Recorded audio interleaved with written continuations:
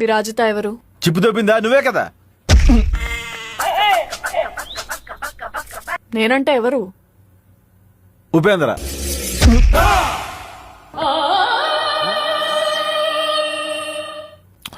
Okay, నువ్వు నా past, మరి పూజ?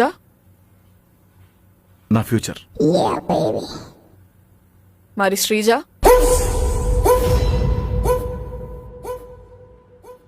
పాస్. స్వాతి? పాస్.